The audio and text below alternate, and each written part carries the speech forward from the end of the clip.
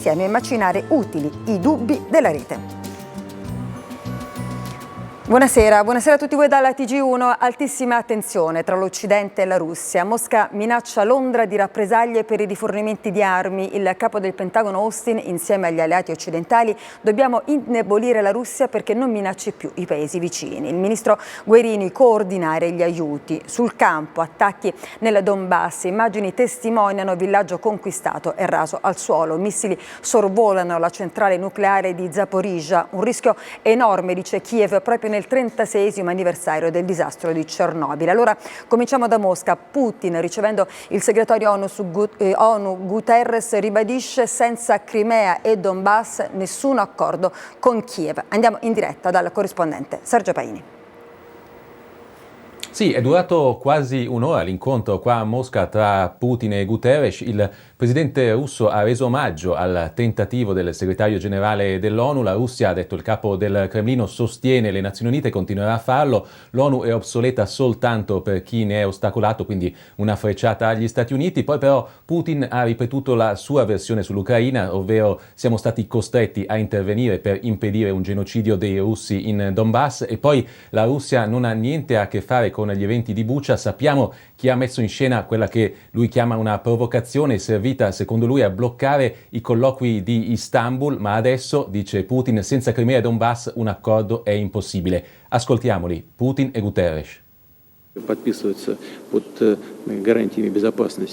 Firmare accordi sulle garanzie di sicurezza senza decidere le questioni territoriali relative a Crimea e Donbass non si può fare. I colloqui sono in corso in formato online.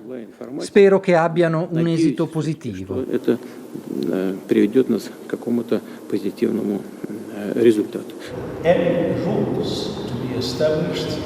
Qualsiasi regola stabilita deve esserlo con il consenso della comunità internazionale e nel rispetto del diritto internazionale. Questa questione deve essere risolta con strumenti stabiliti dallo Statuto dell'ONU.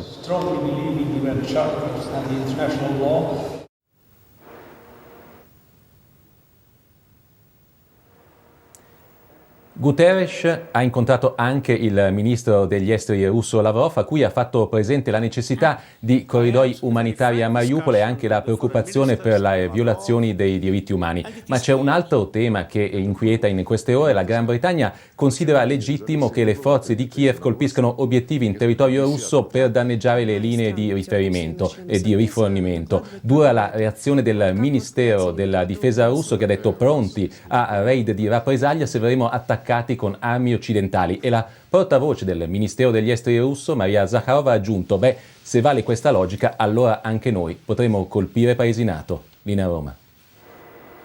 E a Ramstein, lo abbiamo anticipato, vertice degli alleati dell'Ucraina con i ministri della difesa di 40 paesi, Italia inclusa. Il capo del Pentagono Austin: Kiev può vincere, pronti a fare di più. In diretta l'inviato in Germania, Matteo Alviti.